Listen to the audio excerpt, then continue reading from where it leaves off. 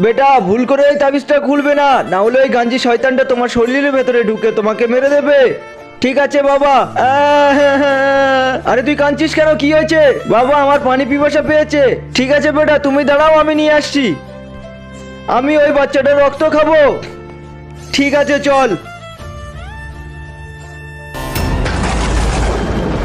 বেটা তাড়াতাড়ি ওই তাবিজটা এই মেয়েটাকে দিয়ে দে, ওর পিছনে একটা কালি শয়তান লেগে গিয়েছে। বাবা তুমি তো এই তাবিজটা খুলতে বারণ করেছিলে। বেটা ওটা একে দিয়ে দে, আমি তোমার একটা পরে এনে দেবো। হ্যাঁ এবার তুই মরবি।